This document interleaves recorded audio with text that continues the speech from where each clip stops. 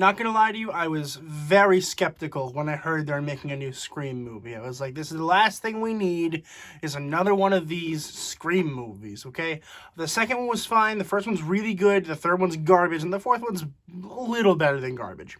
And I was like, there's no way this one is going to be better than any of those, because it's 2022 and movies have been kind of meh recently. I was so happy when I was proven wrong tonight at the movie theater.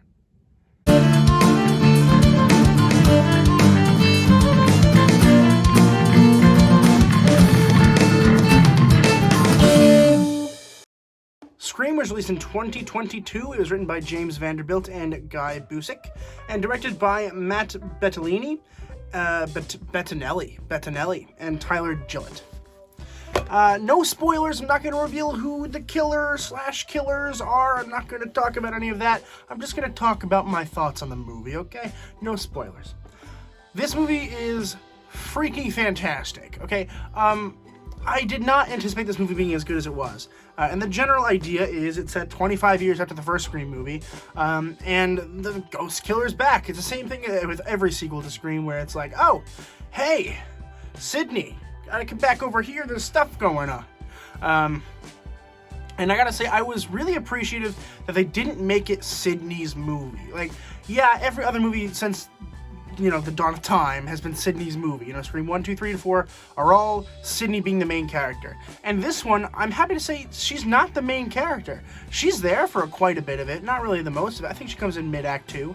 And I was honestly really impressed that they didn't try to shove Sydney or Gale or Dewey down our throats. They're like, listen, we know we're going to recognize them, we're going to talk about them, they're going to be there, but they're not going to be, like, the main character. And I like that a lot. They actually made room for Melissa Barrera, I think it's pronounced, as Sam. She's the main character, and I appreciated that a whole lot. It made the movie feel really fresh and new, which then it talked about how new characters make it feel fresh and new, and I laughed. And like, everything I mention here, they mention in the movie, and it's freaking fantastic.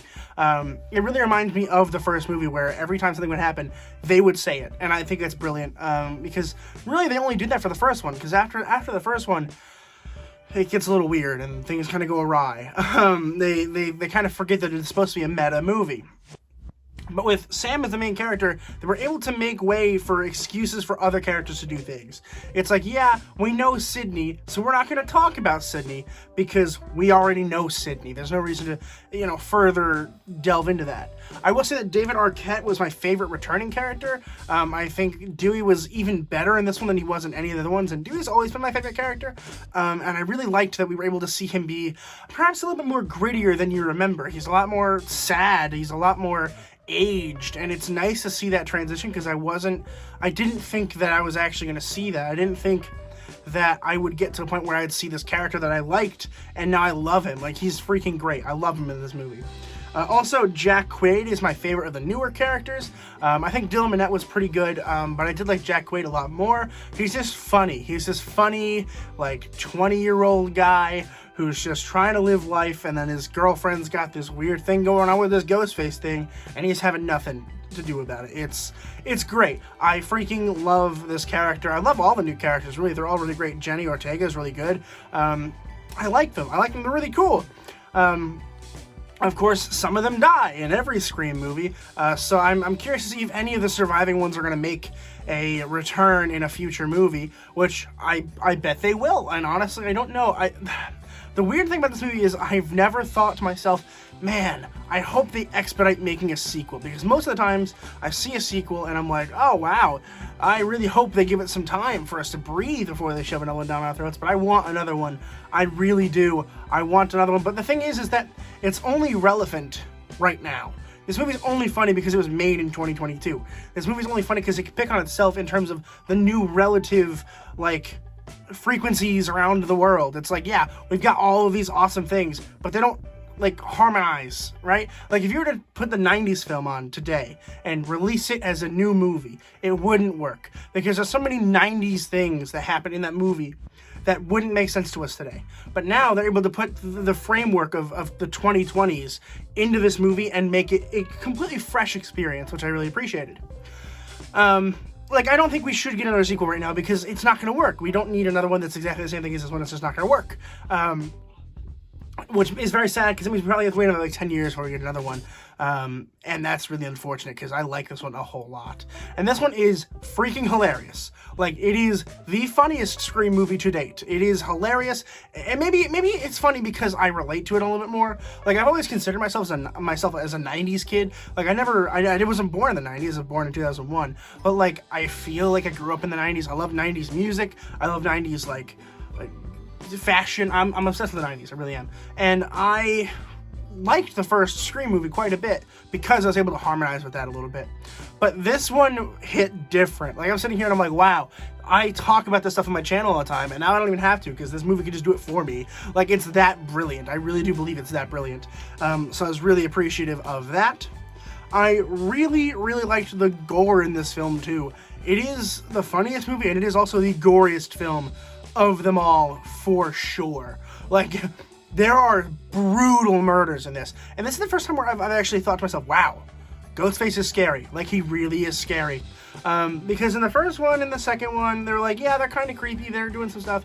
In the third one and the fourth one, they're kind of, like, hilarious to watch him fight. And in this one, I'm like, oh, wow.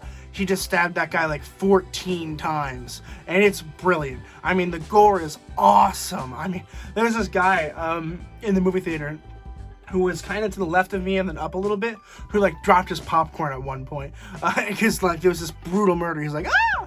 It was freaking hilarious. I really think this is the goriest film and the funniest film, which I never thought was going to happen. I really thought this was going to be a super disappointing movie, and honestly, and this might be an unpopular opinion, I like it more than the first one. I think I like the rewatchability already on this one a whole lot more than the first one. I like it a lot. I think it's honestly a pretty damn near perfect movie. There's some issues. I will say that it is a little long. The second act drags a lot, particularly because they're trying to reintroduce Sydney and Gale, and they're trying to catch us up on what's going on. And they do some stuff in some subtle ways that I appreciate. Like, they didn't go through and talk about what happened with Gale and Dewey, and then they didn't talk about, one of the characters has kids, and you're like, when did that happen? And they're like, who cares? And I'm like, good point. And then they move on, and that's it. And I'm like, great. But they spent a lot of time developing some of the older characters, which was good, but also took a little bit of time. And it definitely felt like it dragged at that point. I was like, I want to see more killings. I want to laugh some more. But it made the really serene and really serious parts a lot more serious and serene. I appreciated that a lot because I didn't think that this movie was going to be able to pull off anything emotional, and it really did. Like, there were moments where I was like I wasn't crying or anything, but I was like, oh, maybe somebody a little less, or a little bit more sensitive than me would be crying here. Because I felt like I was like, do I cry here? Well, maybe I do. There's some parts in the film that are like that, and I thought that was really nice. But mixing all of that in with just the brutal murders, I mean, this movie is just, it's funny, it's brutal, it's awesome, and I love it. I'm going to go ahead and give Scream an A. Have you guys seen Scream? Let me know in the comments down below what you guys thought about it. I know it's probably an unpopular opinion to think that this is better than the first one, but let me know what you guys thought about it. I truly enjoyed it. I was so happy to get home and talk about this. I was like, ooh, I gotta talk about a good movie, because last week was the 355, and that was not a good movie, so that kind of sucked. Tomorrow, I'm hoping to have access to The Freefall and The Tragedy of Macbeth, so I'm hoping to get those out to you guys, because I do want to talk about them, because The Freefall is a new release, and The Tragedy of Macbeth is from 2021, but it hasn't been released worldwide yet, so I will be watching that hopefully tomorrow. So definitely subscribe so you don't miss those videos. I would truly appreciate it, and as always, keep watching movies and television, stay educated, and I'll see you guys in the next video.